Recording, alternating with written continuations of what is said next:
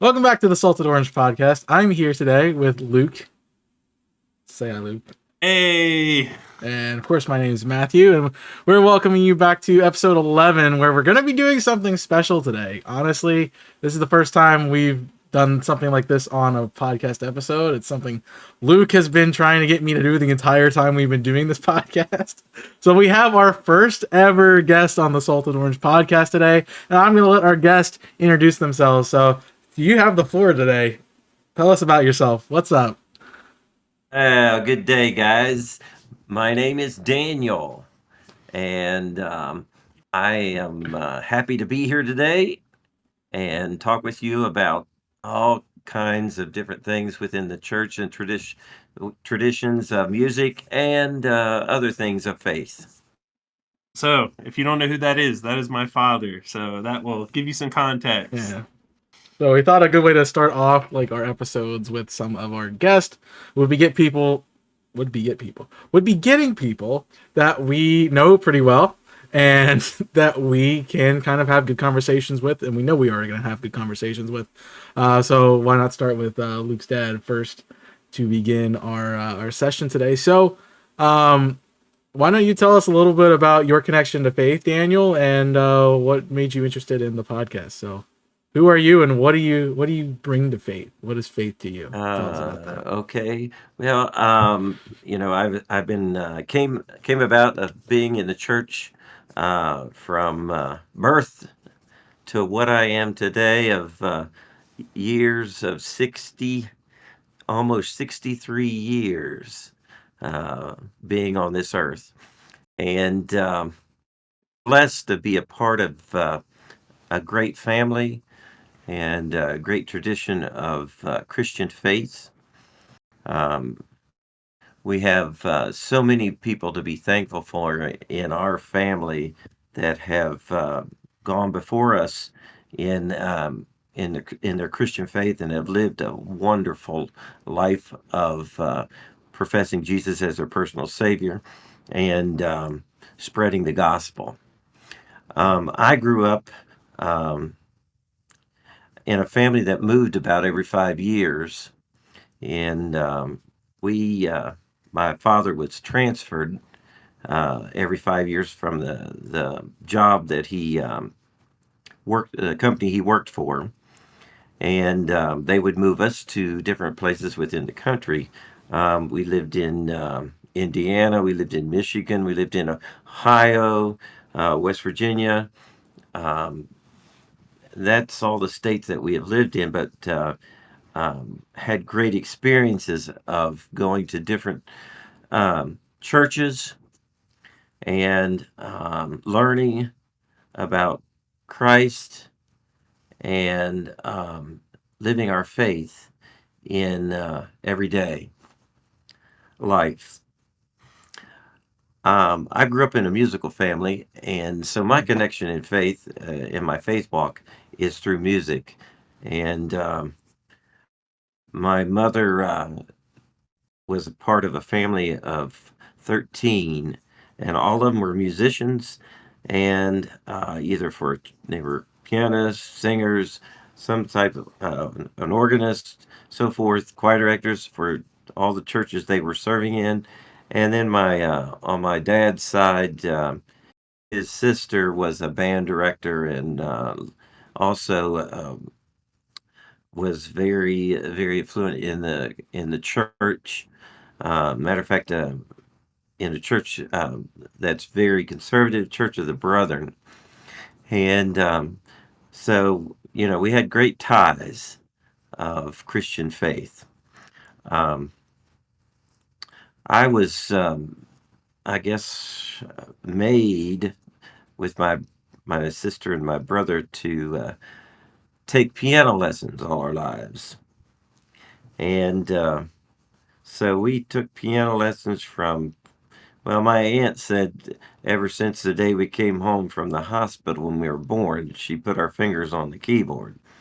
So anyway, we had that opportunity to learn music, and as my mother said, as long as you're under my roof, you're taking piano lessons. So we took piano lessons from age 1 through the 12th grade and beyond. When I got out of high school, well, back up there a little bit. I took from many piano lessons from many great teachers, and actually, one teacher in particular was in Michigan. Her name was Mrs. Harvey. Her husband happened to be an organist at an Episcopal church, and came down. It came through the her music studio one day. It was looking at me, and he looked at me and he pointed at me. He said, "That boy's going to be an organist one of these days." Well, that was when I was in junior high. So anyway, to come after when I went to college, I thought I'd had enough of music, to be honest. I was really kind of like burnout after the 12th grade. Um, but so I was good at math, real good at math. And so I thought, well, I want to be an accountant. I want to make a lot of money, sit behind a desk. And so I started in accounting. Well, I wanted to take organ lessons. I was fascinated with the organ. My mother played organ, and I'd never played it, and I was very fascinated in it. Always thought it would look like a big cockpit of an airplane, with all the buttons and Mhm. everything, and the All the drawknobs, and stops, yeah. yeah, and everything like that. I thought that was pretty cool. So I decided I'm going to take some organ lessons. So I started taking organ lessons. Well, I would. We actually went to a college where we commuted. My brother and my sister and I commuted, and so we'd come home around, I'd say 4 or 5 o'clock from our classes. I'd grab me a peanut butter sandwich and I'd tell my mother I was going to the church to practice. I'd stay there till midnight and practice the organ. I was that fascinated with it. Needless to say, I learned like the 8 little Bach prelude and fugues, and they're the little ones, um, probably in 8 weeks. So one a week. My professor was like, "This is unreal. I've never heard of anybody learning a Bach prelude and fugue in one week." And but I really worked hard at it and caught on real quick to it, learned it, and he kept telling me, he says, "You need to switch to music. You need to switch to music." Well, my sister and brother, they had gone into music. I was in accounting. So after 2 years, I decided to switch to music with an organ performance music education degree. And went there and actually played at it was funny. When I was in school, I was playing on Friday nights. I'd play for the Jewish Synagogue Church.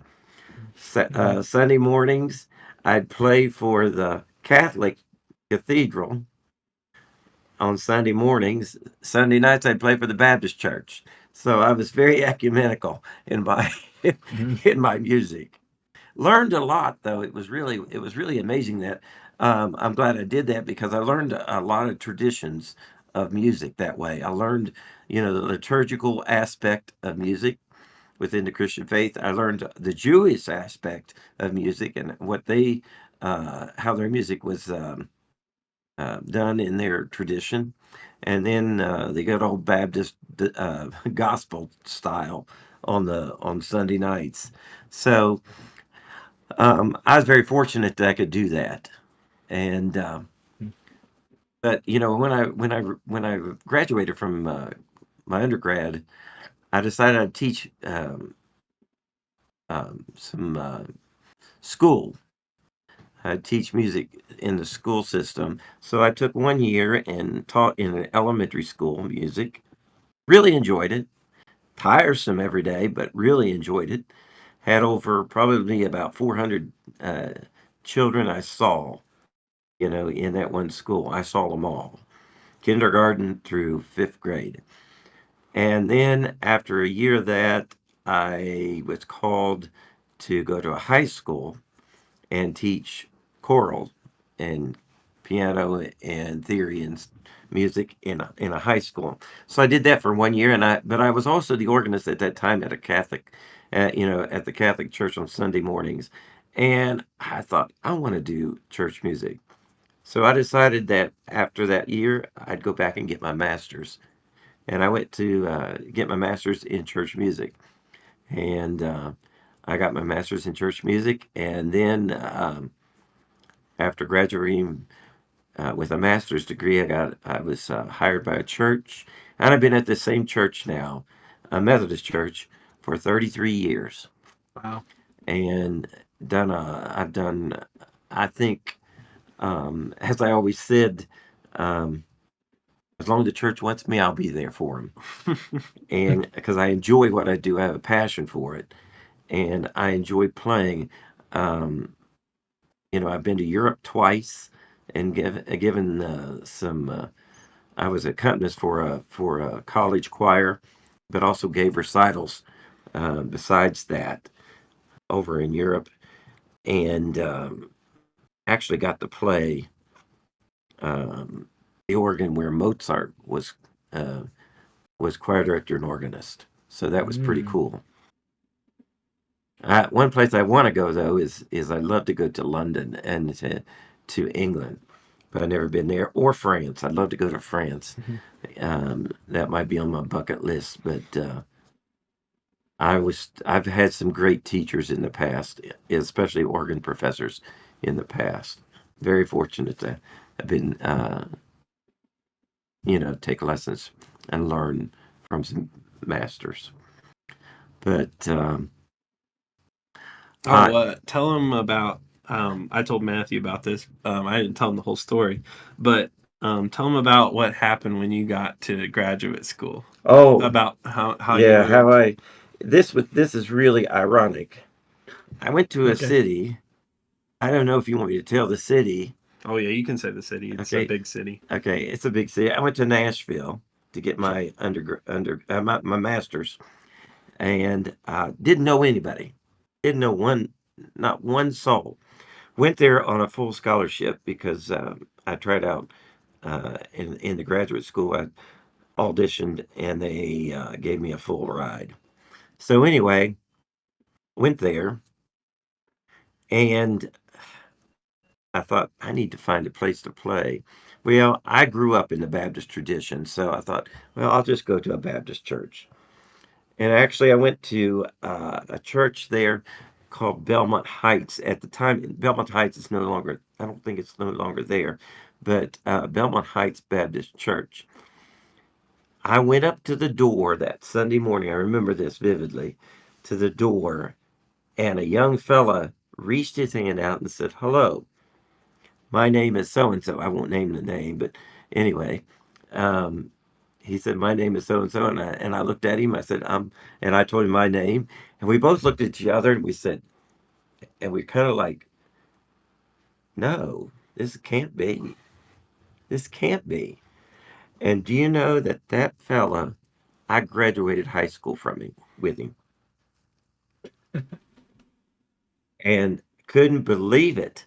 So that morning, I sat with him and his wife in a pew just for the service, and I told him why I was down there. I was getting my master's in church music, and I said I need a place to practice. And they had a big pipe organ at that church, big pipe organ.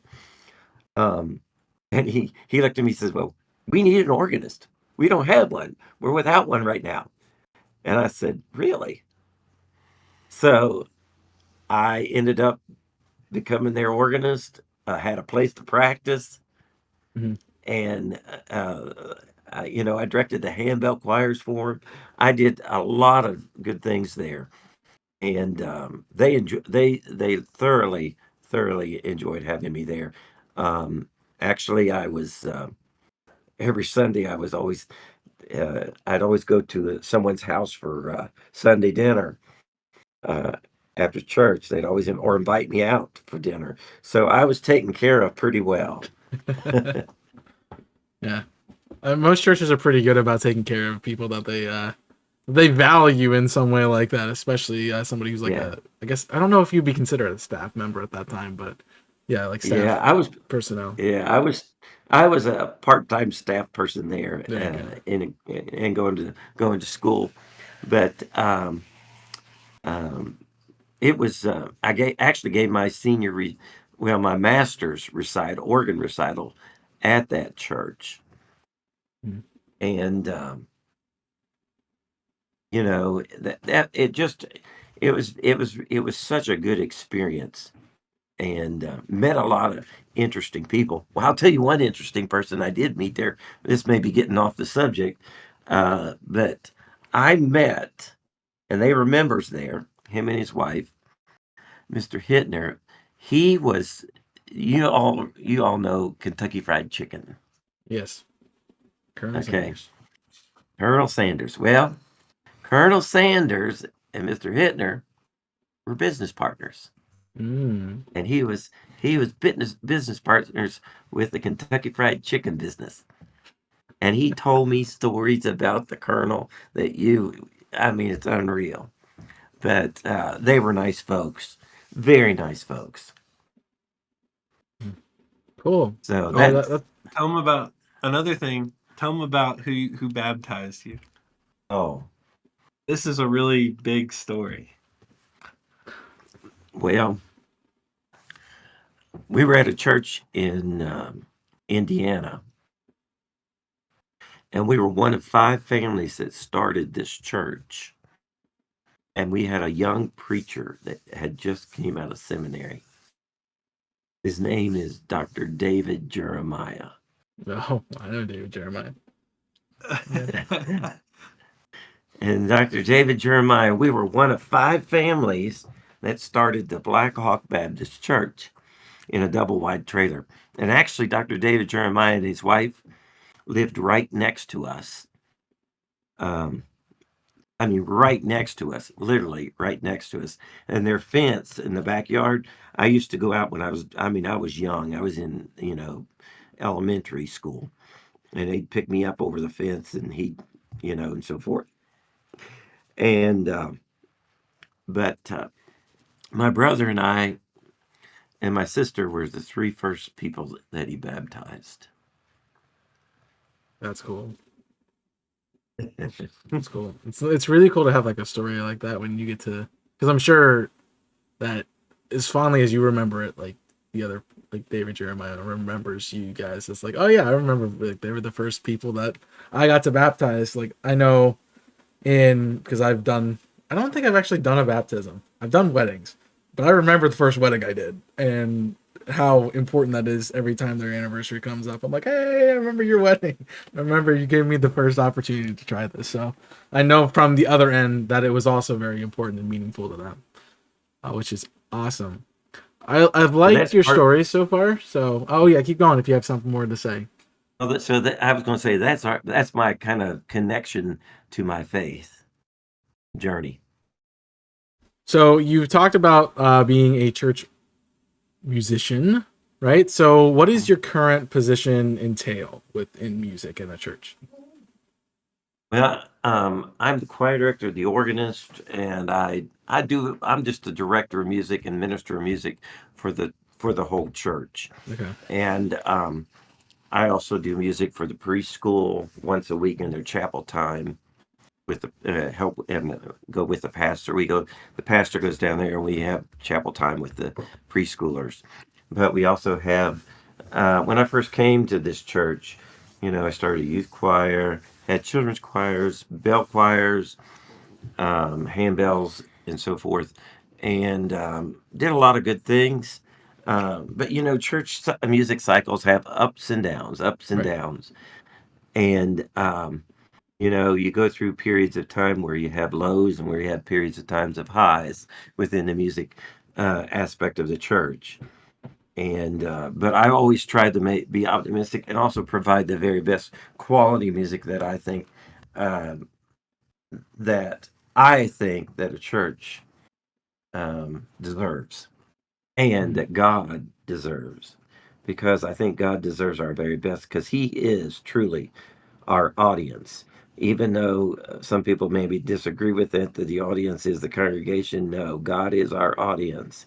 We are Mhm. praising Him only, and we are there just so that He can hear us praise Him.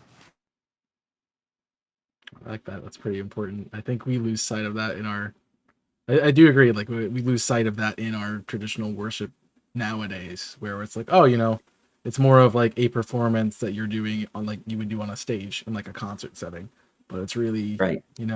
we're focusing it outward instead of upward to God. Yeah. And that's Yeah, but a lot of people say, but it doesn't matter about excellence. I say, no, that's wrong. Excellence. God deserves our excellence. He deserves our very best. I wouldn't want to come to someone or have someone over and not give them my very best meal. You know what I'm saying? Mhm. God Yeah. deserves our very best. And I think he gave us the tools and the ability to do our very best, try to do our very best. And a lot of times I feel like a lot of people don't give it their all. They don't give it their best. And I always think, you know, I think you could do better than that. I think God deserves better than that. You're preaching to the choir with Matthew. That would be 'cause such an he's interesting overachiever. conversation for another episode. That's what I'm just thinking. I'm like, yeah, I'm like writing notes down. Like this should be another episode down the road, but maybe not for today's discussion. No. Well, today we thought it was a good opportunity to bring Daniel on because of his work in music ministry within the church, and specifically that music is really impactful to a lot of new age followers in how they access God. I know in my church, a lot of people say we come for the music now rather than coming for the sermon or coming for this and that. And of course, you may have different opinions, but if that's the element that's impacting them, we need to make sure that element's good. And as you say, to borrow your word, it needs to have excellence. hmm Well, I've got a sign over. This is funny. I got a sign over the choir room door. It says, "When words don't speak, music does." Exactly. Yeah. So, Cool. So one thing that that Luke and I have talked about that you do really well in your music ministry is the blend of contemporary and traditional music. So let's talk a little bit about that. What is that like in your congregation, and how do you get it to work in your congregation? well, they say contemporary and traditional blended and so forth. You know, I don't know about this. I always think music is just music. Hmm. You know what I'm saying? Music. There's all kinds of genres of music. Right. There's baroque, there's classical, there's romantic, there's rock and roll, there's jazz, there's barbershop, all styles of music. And why limit yourself to one style of music? Why? Why would one why would you want to limit yourself to one style of music? I mean, yes, maybe I'm not as fond of some music as I'm other music, but I don't snub my nose at it. You know what I'm saying? Hmm. I mean, there's some music that I thoroughly enjoy doing. Matter of fact, one genre of music that I thoroughly enjoy is barbershop music because the thing about barbershop music, it's all singing Hmm. and it's done without any use of instruments, just your voice. And to hear a true barbershop style of music is just awesome in itself because in music when you play a chord or when it's in tune to its a lot of this may be over some of your music abilities, some of your listeners' music abilities, but when a chord is in such in tune with itself, there are overlying harmonics within that chord that ring out. I mean, and when it's in perfectly in sync and in tune, those harmonics just ring, and it's amazing to hear. It Hmm. is amazing to hear it. It's almost like eating dessert inside inside your brain or inside your body, as I would say. But as going from blended contemporary and traditional music together, I see that now there some music out there is made to listen to. You know, Mm. there is music that is just you just listen to it. There's music out there that you can sing with it and sing to it. I get hung up a little bit with some of the so-called more contemporary music that is not singable. Uh, mm. You know, you stand there, and worship is not about being one person worshiping. It's corporately. You do it as a group. That's why I don't like nowadays. I don't like. I mean, it's okay that live stream stuff and stuff like this, but to to be honest, to be honest, uh, you know, we as a church need companionship with each other. Mhm. We've To- been talking about that on the podcast. We We've been need talking about we need to build each other up when someone's hurting. You can't see that person on a live stream. You can't feel their emotion on a live stream. Right. If you're there in person, you can give that person a hug and support them with whatever they're going through or whatever they need or whatever you're going through. You have a system of support with that. Now, so what I was getting to this that some music is not singable. It's just not singable. So, if one person's singing, we're not doing it corporately. You understand what I'm saying? Right. as Yeah. I say, we're at a concert. Do you know what John Wesley said? I don't know if you know this. What does John John Wesley say? Wesley, I think I John know this, but they might Wesley's- not. John Wesley said that in singing, you're supposed to sing with gusto, with excitement. You need to sing out loud, and people just stand there Right. and not even move a muscle. They don't move their mouth at all. It reminds me of you know- something that happened at our church this week. We had somebody who I haven't met before, but apparently that was known by the congregation member, and he was up there like dancing and waving his hands and clapping along with the music this week, which is we're very more traditional style where you just kind of stand and sing. There might be some clapping here and there, but that's really not a part of the music. But he was there clapping and dancing and having a good time, and I'm like, okay, he knows what's going on with this kind of music. And it was more like Southern Baptist style, more gospel music that we were doing that particular week. And just watching somebody experience the music in a different way than what we were used to was a cool experience and a testimony in of itself to me. Yeah, I feel like at our church sometimes I feel like we do a blend. You do a blend very well. Yeah, we try to do a blend of music. I like, for me, I like all styles of music in the church. Just not one style, but I do. I prefer Moreland go to the traditional style, so-called traditional style of music. Now, one thing that I do that maybe some of my colleagues probably do this, but I like to take old tunes that people are familiar with and write new words to them. Hmm. Okay. So, for instance, this is more of a blended traditional type song.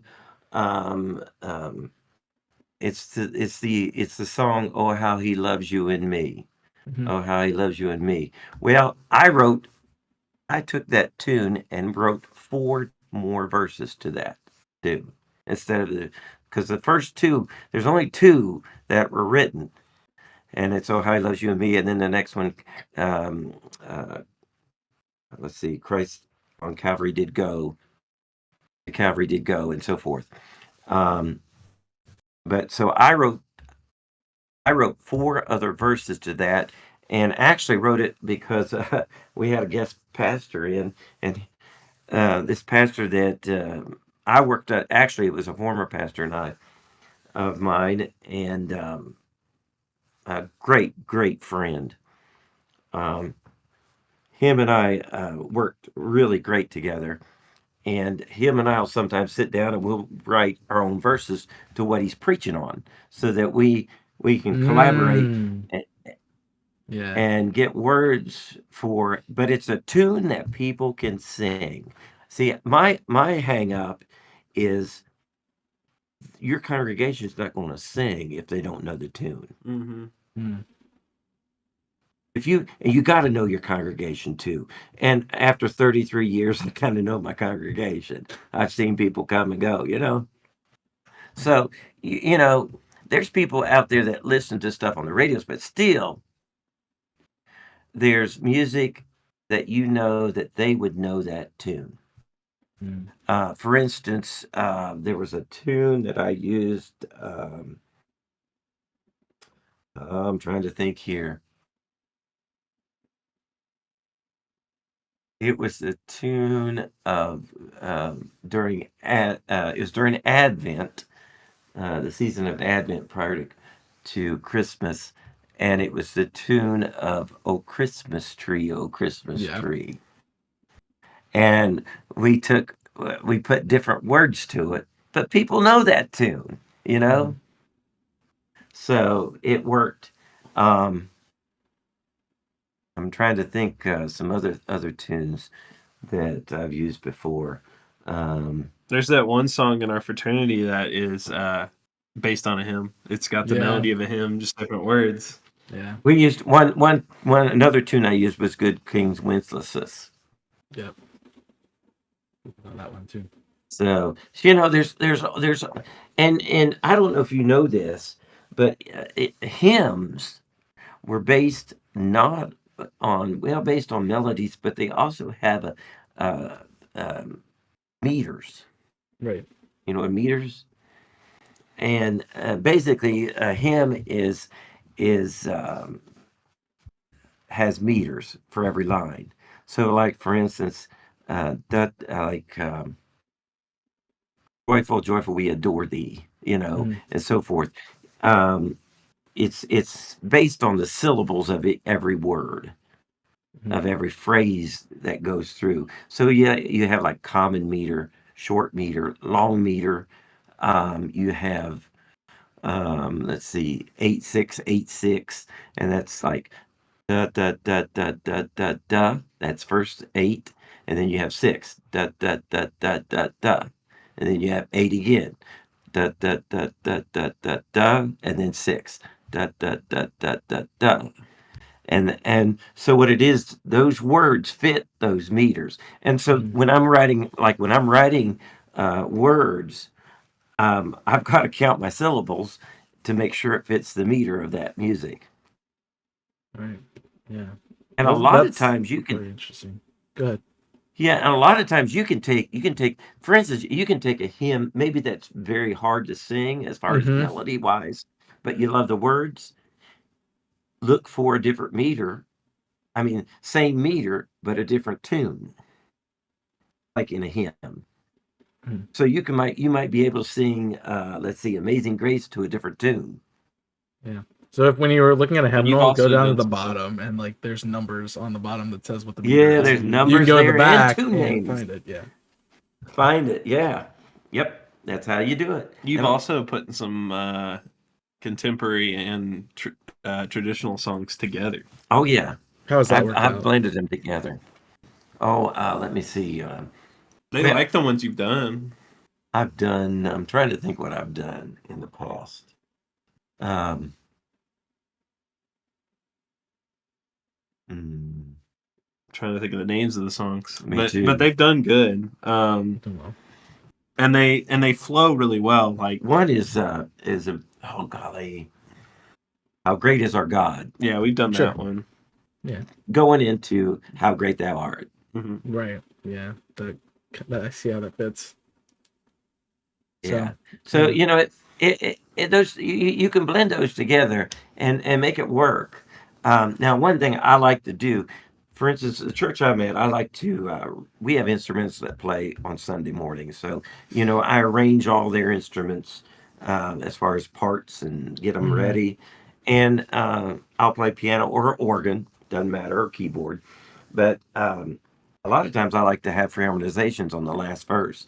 So what I'll do is on, like, if it's joyful, joyful, we adore thee on the first three verses, on the between the third and fourth verse, I do a big key change and a big harmonization on the last one, and it's just uplifting for the whole congregation. And I think it brings excitement to the hymn and makes people want to sing. Yeah, I And kind of latched you've on. also Good. Finish your thought. he's also wrote like contemporary songs for the band to play. Hmm. Mm. Yeah, I've done Just as like preludes, postludes, and so forth, Mhm. offertories. I've arranged a lot of music, to be honest. Yeah. Yeah, I'm interested in like that blend between contemporary and traditional because I know there's like in my church there's a big split between who likes what kind of music. So there's some people who only that feel like they can only access music in the church through contemporary means, and there's some people who are like, well, we want to use the hymnals, we want to be able to sing along. And I honestly agree with what you're saying. It's something they have to sing, be able to sing to, because that is the music that does the best in my opinion. Just because they know what they're doing, they don't have to think about it. They can just sing it. Even if they don't know the Mhm. words, they can just sing along to it. Like they might do la la la la, and they'll sing Mhm. along. So they're actively participating in that kind of music. And The big and thing I noticed is like you know, I went to a church recently that was strictly traditional music. Like they were playing like music in foreign languages, like Latin and mhm, such. mhm, And I'm like, okay, I can vibe with this, but there are other people that I know of that I've been an inquire with that would be like, well, this is terrible. Like we don't access mhm. through this. So I'm kind of thinking about that difference in contemporary and traditional, and are we leaving people out because of the way we choose our music, and what is the appropriate blend? Obviously it's based on the church, but in your experience, what has been like the appropriate blend of the two? Um, to be honest, I think you have to decide on what you want, who you want to reach, as far as what people are you trying to reach. Um, Now there's folks out there that they could care less about a hymn. They could Mhm. care less. But I think they're missing the boat. To be honest, I think people are missing the boat because I think some of the differences between the maybe contemporary songs and the traditional songs, hymns, for instance, most hymns that are in our hymnal tell a story. Mm, Do you know that? They yeah, tell a story. They really I can do. see that. They tell a story. There's a lot of hymns that you would not want. A lot of my Baptist friends, they break up hymns a lot of times and sing, oh, let's sing verse 1 and 4. You know, well, if you sing verse 1 and 4, sometimes it doesn't you're match. missing the whole story. You're missing the whole Yeah. story and it doesn't match. It doesn't match at all. But I think that And contemporary songs, Mhm. a lot of times they don't tell a story. They're more what I call feel good. Mhm. There is some good ones out there though. Yeah, there's some good I songs do out like there. some Yeah, contemporary. I mean, I'm not bashing contemporary. I like contemporary songs, but there's some songs out there that it depends, and then plus it depends on your topics and what you're trying to Mhm. convey. Because I try to make sure that all the music flows together and is all connected in some way. Yeah, you fit the music with the sermon a lot I too, try to if fit you it with the can. scripture and the sermon if I can. Hmm. And Which I that, think that's something that a lot of music directors need to start doing if they don't do that. Because I've been in a lot of churches where the songs, they just pick them at random and they're not matching what is going on with the I've been, message. I was taught, and especially when I was getting my master's in church music, that, you know, we have a big responsibility that we need to, um, I'm looking for, to enhance Mm. the spoken word. We need to enhance and build upon that word of God. Because I tell you what, it's like eating a piece of cake without icing. The icing makes the cake, at least in my opinion. So, sort of like music can be the icing on top of the sermon to make it really, really good. I always say that people are going to like when they talk about a church service that they went to go visit, or when they went to go hear someone sing or anything like Right. that. Most of the time when they go to a church service, they're going to talk about the sermon first. Like if it was bad, you know what I'm saying? They're going Mm. to talk about the bad things first, obviously. Or if it's good, like they're going to say either it's good or bad. And they're going to say, first, they're going to say, oh, the sermon was good. And then the second thing they are always going to talk about is they're going to be like, oh, either the music was good or man, that music was terrible. Mhm. And so I think those are the two most important things.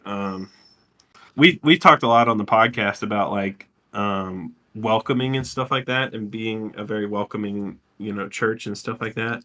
And I think your music can also help enhance or decrease that welcoming part of it. You know, I was at one church one time that I thought it was so neat.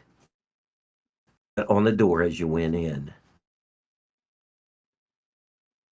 these were the words: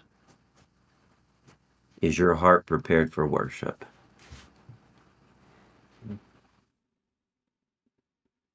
As you walked in.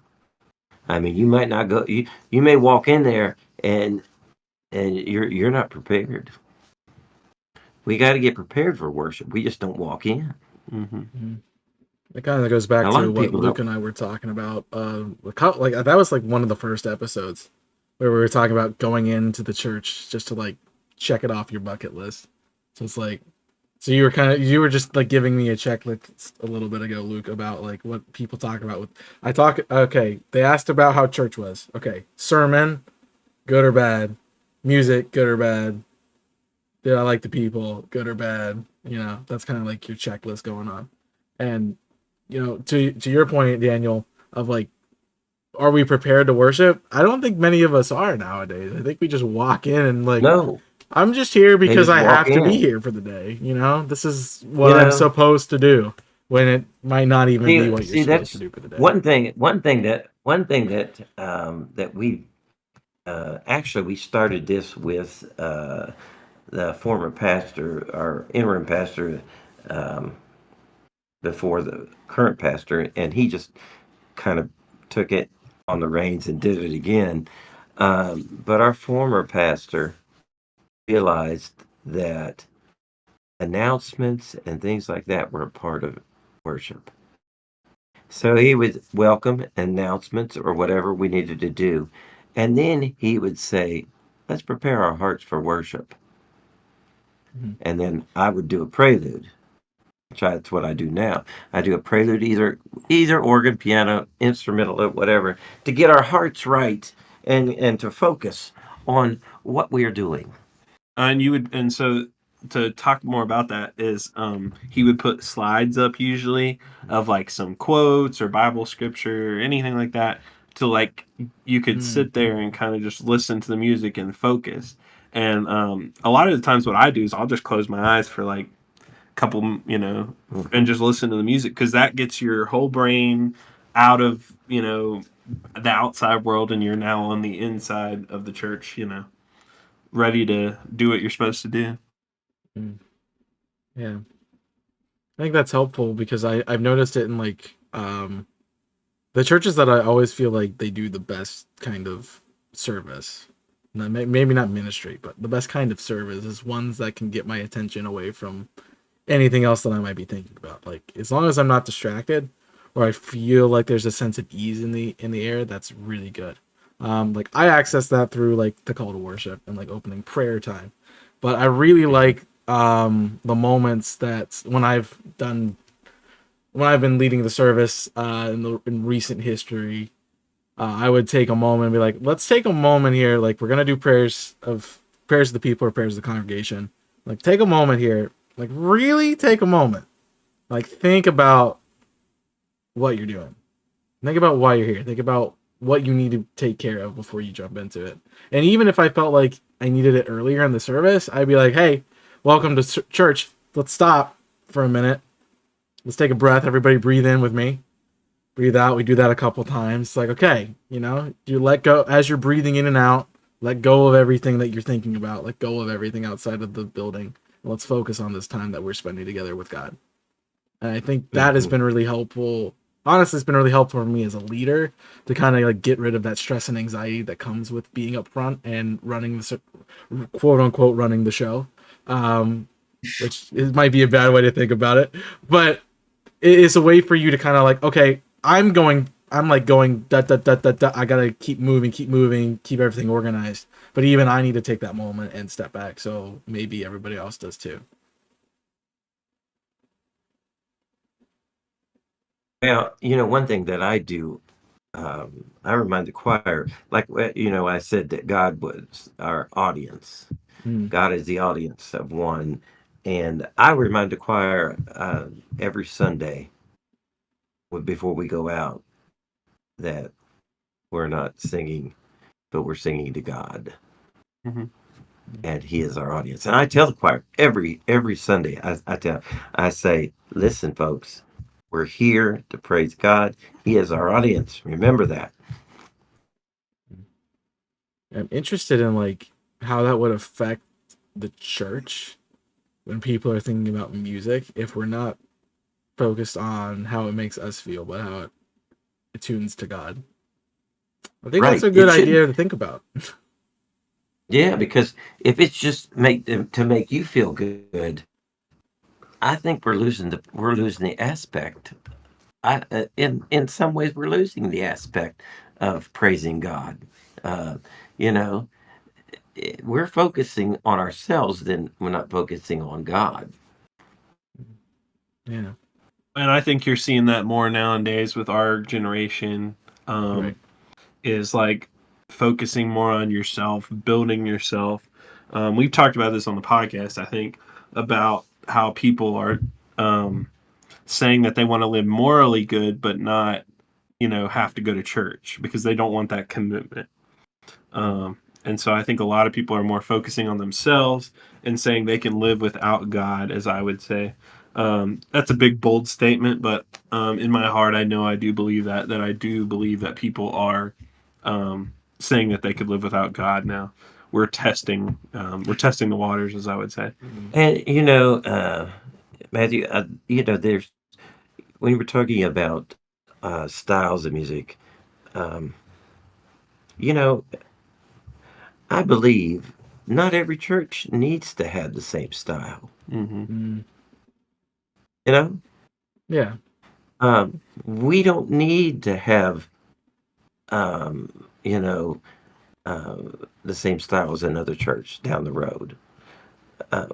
We do the style that we do we do our very best with it.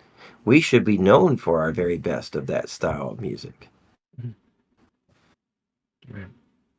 So, as I call it, there's different flavors of the month. That's a good point. We can talk about the different flavors of the month and how it changes every month with the interesting conversation we had before we did this episode, which is contemporary music a fad? Yeah. So what are our thoughts? Is contemporary music a fad? Is contemporary music a fad? I don't know. The pendulum swings so much as far as music styles and everything like that.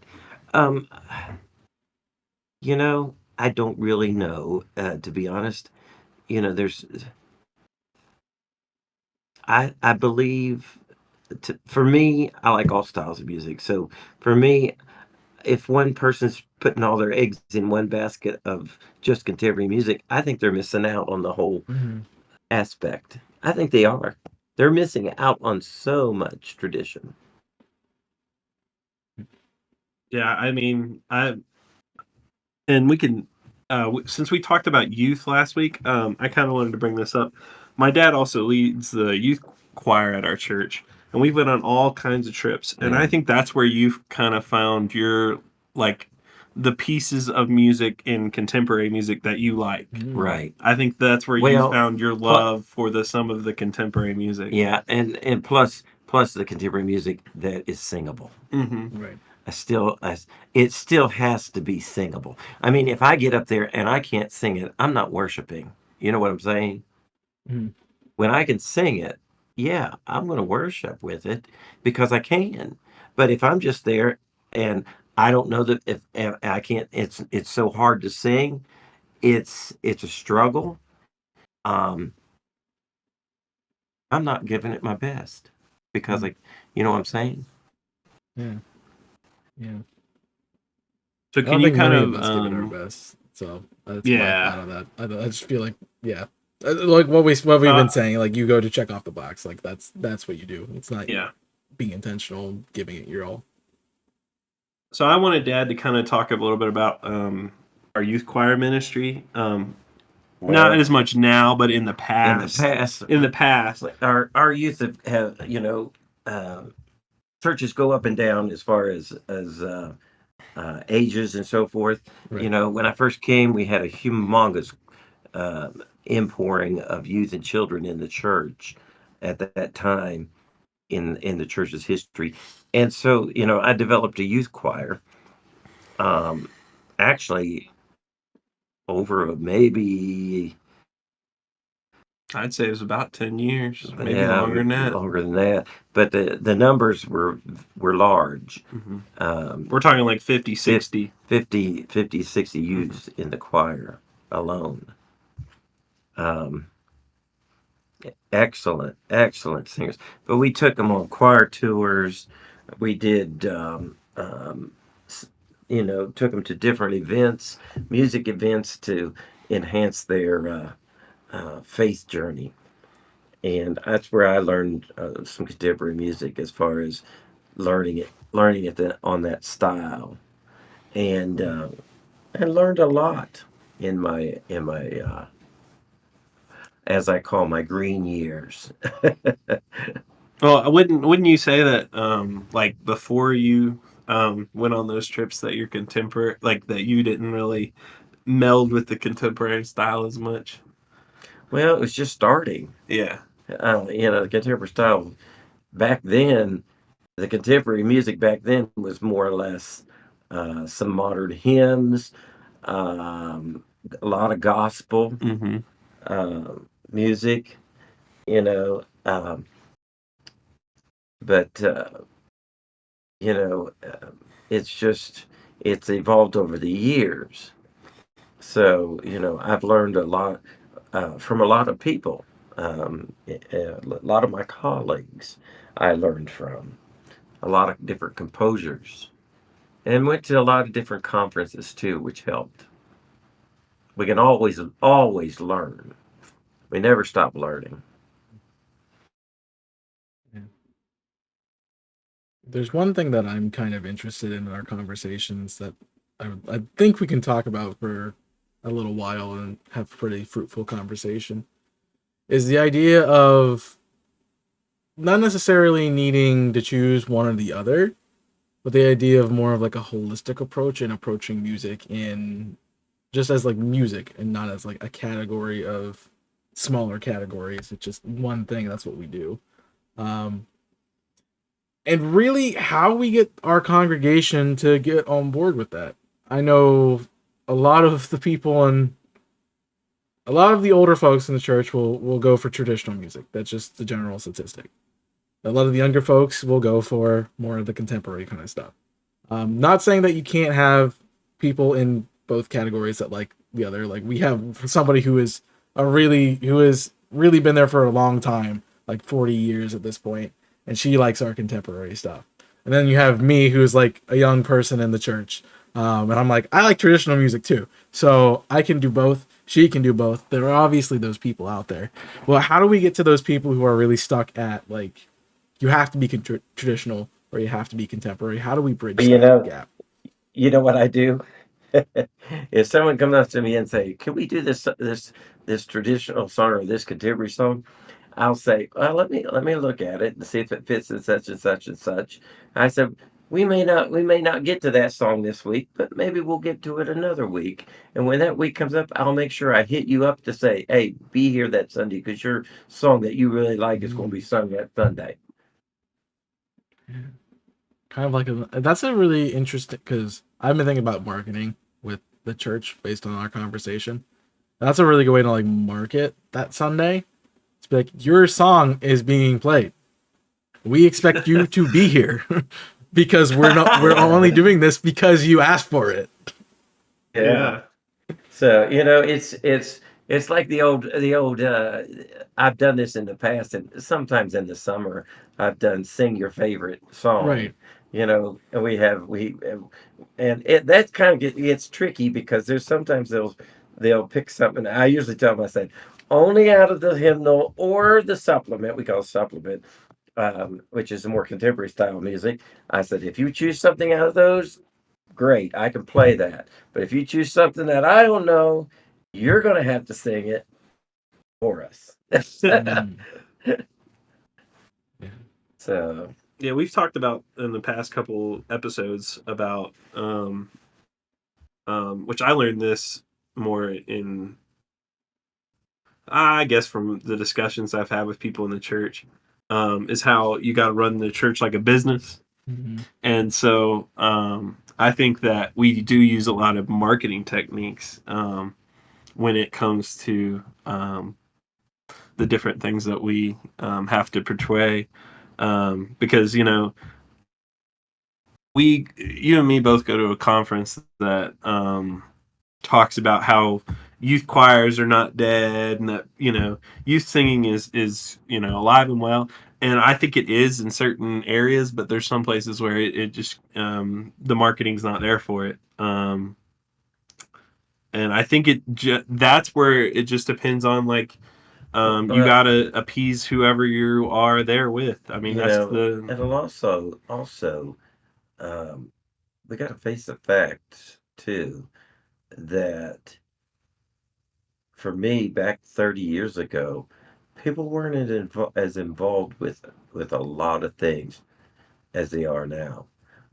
Uh, to spread your time out now, it's a lot of commitment and we've lost that, I think, in some ways. We try to do too many things. I mean, you just think about, so like when I was growing up, Dad said I couldn't play baseball on Sunday, and then my cousins were the same way. My uncle Randy, he said, you know, if you're playing baseball, it can't be on Sunday, or if you're playing basketball or whatever Right. sport you're playing, it can't be on Sunday. That's not a thing that exists anymore, hardly at all. Mhm. A lot of parents, and I mean, this isn't an ag to parents. It's more like, as people organizing these, activities, you should just go ahead and not schedule it on Sunday, so that way people can not have to make a choice. And I think now we've lost that, like, because now we have baseball on Sundays, we have every other thing on Sundays, and we've talked about this in our youth episode, about how hard it is to get people to come out on certain nights. I mean, you got to like battle with what night is the best night to get people to come out for youth. But I think that the challenge for this new generation is figuring out what is going to work for the people who are coming up in the church. Because we've talked about this on the past couple episodes that, uh, it's time for this is a big bold statement. It's time for the older generation to start, passing down their tradition to the younger generation, allowing them to take over, as you would say. I know you're in strong support of, allowing the younger people of the church to start taking over the church, as I would say. And so I think that if it turns out that contemporary music is the one that takes more of the stance, and that's okay. But as my dad has said, and as I have said in a couple episodes, you can blend. I mean, it exists. You have to have that tradition somewhere. It's a matter of it's a matter of teaching. It's a matter of teaching. Right. Is all it is. It's a matter of teaching, because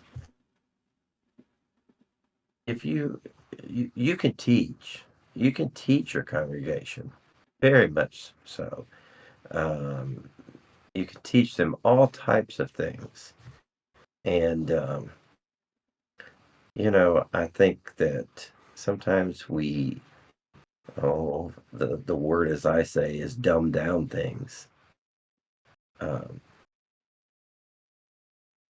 People are, I want to say they're smarter than that.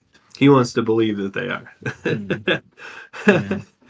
I think with like your education point and what you were saying, Luke, is like I don't think it's the fault of the people who are scheduling these events.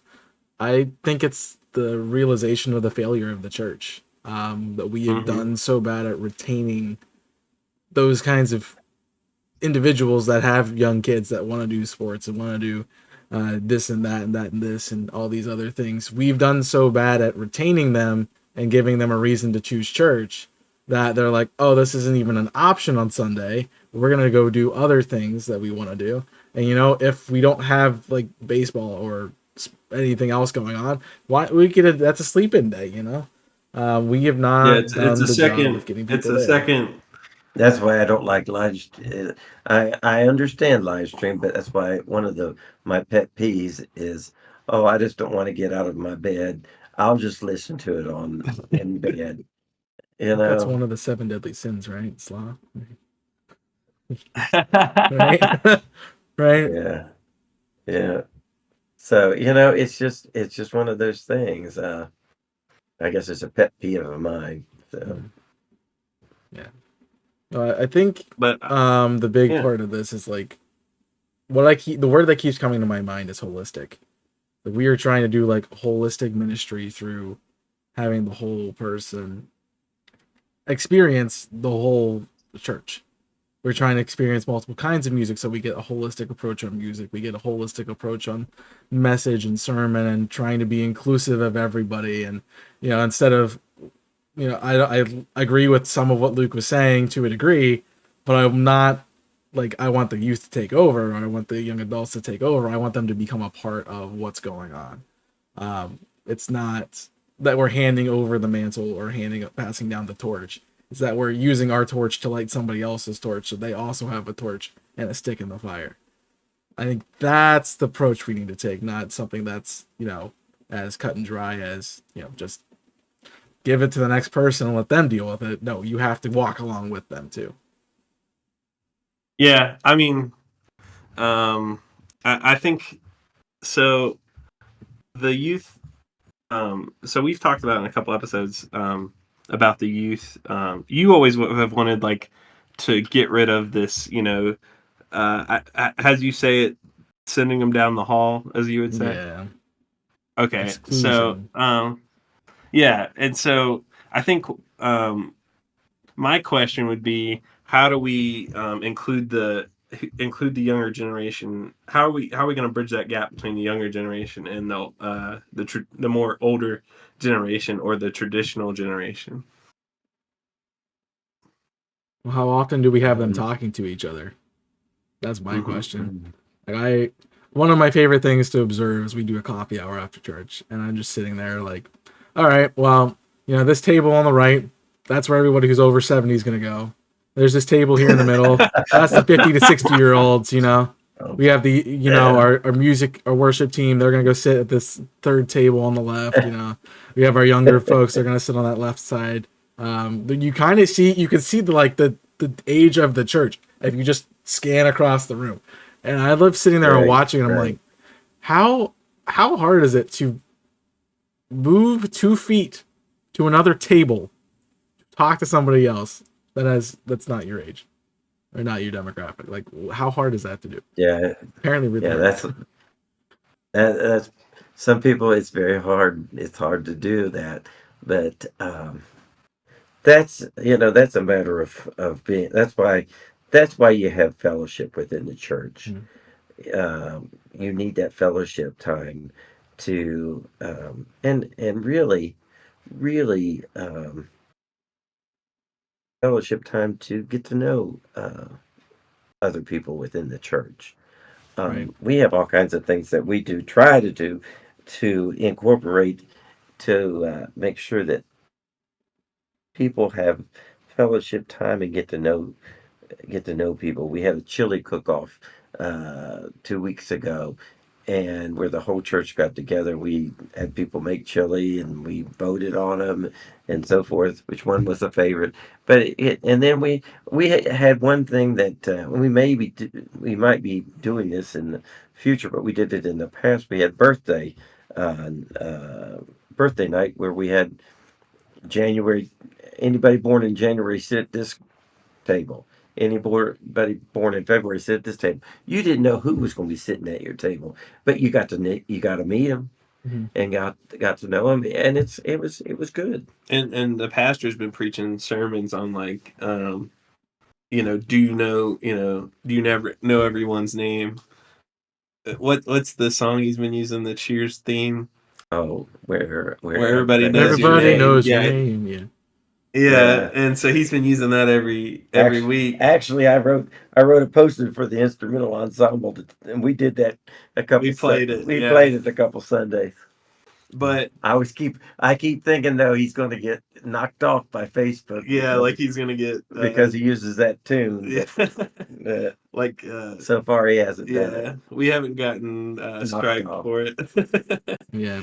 But so and his kind of message is that you have people on the other that sit on the other side of the sanctuary that you only know them by their face. You don't Mhm. really know them by their name, and it's mostly just because you haven't walked from one side of the congregation to the other. I mean, Dad will tell you in our sanctuary it's 3 sections, so the Four middle or sections. 4 sections really, but in the middle section, you just got your normal, regular church people. And then on the side closer to where all the music is, I call that the music side, like the people who want to hear the music, who really support the music program, all that stuff. And then we have the two sides on the other side. Is it that way when you say? Well, no, not really. I think. Well, see, the main entrance to the sanctuary is on the other side, so more people sit on that side Yeah, than they do on our side. I think Well, it's that our way. I guess the music side of or closer to the choir. Yeah. Mhm. So, So, but on that other side is more like the people who are just entering that the aren't ones aren't, that aren't exactly comfortable yet. and the ones that wait till the last minute to Oh come yeah, in the yeah. The door. people who are the 5 minutes before, or 5 minutes after Service the starts. service starts, people. Yeah. Which we've talked about that on the podcast, like talking about how people only show up 5 minutes before and 5 minutes after the service has started. But um, what the pastor, I guess, is trying to do, in my mind, he's trying to merge that gap between the people who have been there forever and the people who are coming in. Because I think we talked about this in our hospitality episode. You know, I've been to churches where only one person spoke to you, and what? Yeah, where only one person has spoken to you, and they it's at a church where you got to be at a church where people are coming and shaking your hand and giving you some kind of reason to be there. Right. Um, I know in our family specifically, we've talked about hospitality because that's like a huge thing to growing a church. Um, and so I think some ways that you've done that Dad, is you've branched out of the music ministry. You've done other things, and you sometimes you would do it as like you think it's part of your job, but sometimes you do it just because it's something you think would help grow, the church. Like we've done a game night, and Anything to help people get connected. mhm. Mhm. Yeah. I want to finish off the story with like the guy I was talking about at the beginning of the episode who came in and was like dancing to the stuff that we were playing last week. The one comment I heard about what he said when he entered was, "I didn't know if you guys were going to kick me out when I walked in the door." And I was like, Ah, why? I know why people think that because I've looked into it and I understand that what we've talked about with the wounded worshipers, that we have been wounded by the church and we're scared to go back into those doors. But it takes us just getting them back into those spaces that will allow them to experience Christ. And I expect that guy to come back next week because, we didn't kick him out of the service, or we just let him do his thing. So that was I think that was a big thing for him. And he's like, wow, I'm impressed. I'm amazed. And, I look forward to hopefully talking to him this week if he's there. I mean, yeah, we have people that you may only see one Sunday, but I feel like our church does a good job of like. Sometimes I think they're a little bit. They go a little overboard with it. Everybody kind of swarms to that people, and they're like wanting to welcome them and everything. Which I mean, I think is great. We're very welcoming. But we've talked a bunch on the podcast, and I've talked to you about it. Is like that wounded worshiper mentality, and I think that's what we're dealing with a lot in. We have people that have been wounded. Mm-hmm. And I'm not just saying our church. I'm saying in the whole Christian faith. Yeah, people have been wounded, and they're looking and they're hungry for something. Mm-hmm. And we're trying to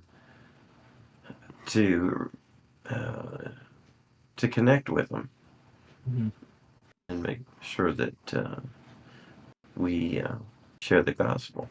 Mm-hmm. Well, Matthew, is there anything else? Well, is like through music. So, as we transition into more and more of churches that I hate saying it, but it's performance.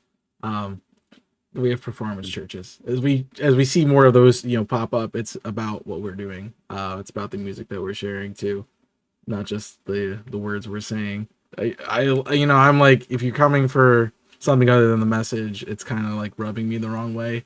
But as I've thought about it a little bit more, it's okay. If you can access God through music and that's how you do it, I'm not gonna stop you. Like, I'm just gonna let you worship how you want to worship, and we'll connect where we need to connect. Mm-hmm. Yeah, but we've complained sometimes about performance churches. Right. I mean, I think every traditional Christian person or like person who's been in the church for a long time has complained about a so-called, as I would say, a feel-good church. And so I think that if I've gotten to the point where I support it because I'm like, as long as they're in church. I mean, what was the thing you said last week that was like super controversial, as I would say in my brain? It's something that I would never say. But you said like, as long as they're going to church, or what? How did you say it? I can't remember. As long as I think it was similar to along the lines of like, as long as we're in the door, we can do ministry with them and we can get them connected. So if we have them there, we have an entity that we can connect it, that we need to connect with. So it's our job to make that connection happen. I think that's why, to summarize, probably our whole conversation is like, the whole reason for a blend is to minister whoever you need to minister as a person, especially if you are like a paid person at a church. Like, you're there to minister to whoever comes in, no matter who it is. Right. But if you're like a called person too, it's still the same way. I mean, you're just not getting paid for it. But I would say, like, uh, as a person who's been in ministry, wouldn't you say that you have tried to minister to whoever has come in? My goal is to spread the word of God through music and try to reach as many people as I can. Yeah. Mine, when I was Almost. a pastor, was a similar, motif, just not with music You know, most of the time. I told I told the choir at choir practice this week. We're doing a song this coming Sunday, an anthem, a choir anthem that it's based on the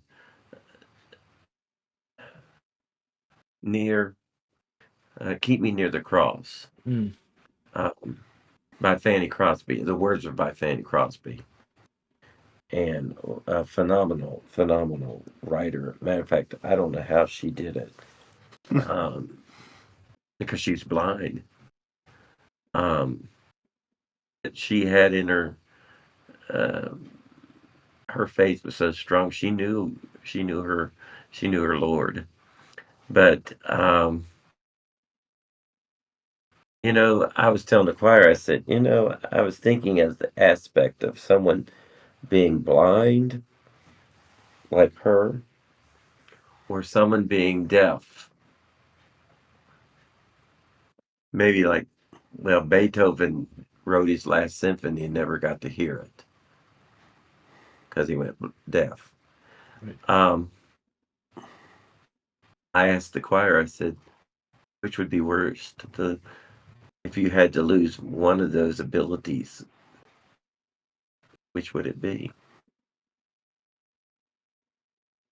Would it be your sight? Or would it be your hearing? That was a hard question to answer. Mm-hmm. Because sight, you can see the beauty. If you have no hearing, you can't hear the sounds. If you have no sight, you can't see the beauty, but you can hear the sounds of the beauty. See, I think I could live without sight. I really do. Not without my ears. But I guess that's just because I'm in a music field. But But see, sound, you could hear the aspects of nature. You could hear the birds. mm-hmm. You could hear the wind, and you could feel it. But and you can hear the birds in the air and their sounds, but you can't see them. But if you had sight and then you lost it, you can visually in your head see the sight. Mm-hmm. I think you lose the importance of when you don't have the sound. It's not as meaningful to you to hear. I mean, to when you're looking at something, because you could be looking at something, magnificent, and it may not be as important to you because you can't hear the other, the details. You can only see it. Um, but I think to rope us back into the, talking about music in church and stuff like that, I think that um, the experience I'm looking for in church and what I'm looking for in other people to have is that the music enhances their experience. And it doesn't have to be, an emotional experience by like a sad or anything like that. But it could just be some kind of experience where they are able to connect more to what is being said, or being able, sometimes you can't connect to the message, but you can connect to the music. Like the old saying, when words don't speak, Yeah. music does. And so I think that um, But I enjoy the aspect. To be honest, I enjoy the aspect of the church calendar with all the seasons. Lent. We're in the season of Lent right now, and it's a time of reflection on your own faith and your own self and being prepared, because the old saying, we're Easter people in a Good Friday world. That's what our pastor says a lot. That's like his big saying. But are we preparing ourselves for what's coming? Mm-hmm. I Well, think so that what's just our about question covers for it. today, Matthew? What's our What's question? our question for? Yeah, what's our question? I have no idea what the question is. I'm just interested I in think hearing about the blend of of contemporary and traditional music and what roadblocks you've come across as you've put them together. I think that's a good place for us to converse. Yeah. So let us know in the comment section below, or in the Q&A session on the Spotify. There's a place for that too. Is Oh, there and if any you have any other? questions for like my dad, like any of the viewers, I can look at the comments on the YouTube and read them to him, and he can answer them if he would like to. So, if there's any comments you have, other kinds of questions Yeah. that we didn't, ask or anything like that, or if you wanted to hear more, Yeah. um, And let us know Well, what you thank thought you about guys. having a guest on the podcast too. Uh, So that's Thank you guys for having me on today. yeah, Yeah. first guest, First guest. big pressure. It's like that baptism. We're gonna remember this for the rest of our lives when we become famous. Yeah. It's funny. All right. Yeah. Any final thoughts before we close our time today, gentlemen? No. Okay. No? All right. My final thing is always, find your church. That's what I always say. Find you somewhere where you can worship as a community, because that's what's most important. And I know I'm find somewhere And that you can worship as yourself. yeah, Yeah. exactly. Cool. If this podcast is something that's good for you, that's what's good for you. And remember, God is our audience. Yep. Yeah, that's a good quote for today. Yeah. So Mhm. make sure you subscribe so you don't miss any more episodes from us here at the Salt Orange Podcast. Subscribing is free. And you can also follow us on Spotify too, so you can keep up to date with that. We have a Twitter. If you want to join us on Twitter, and that's how you want to connect with us, feel free to do so there. And definitely, share this with your friends, because your words of mouth is the best way of promoting anything Yeah. in today's world. It's so easy to share it on Facebook or It on is. on Instagram or any of those Yeah. other ones. All you have to do is click the share button. It's so easy. Even Daniel, my dad can do it. thank you for coming on, Daniel, today. We appreciate having you and Yeah. our conversation about music today. So, as Luke said, anything else you want to know about this, feel free to leave us a comment. We'd love to get back to you. But I think we've pretty much covered everything that we needed to cover today. So, we will see you in 2 weeks for the next episode. So until then, May have a special guest. You never know. we may have a special. You just have to wait We've and done it see. now. We might have one every week. No, I'm just kidding. Yeah. That's not gonna be. You just I'm have not to wait letting that and happen. I'm not gonna let that happen every week. All right. But yeah, we'll see you guys next time. So be well, stay safe out there, and let us know in the comments your thoughts. Send us away, Luke. Say something. See you later.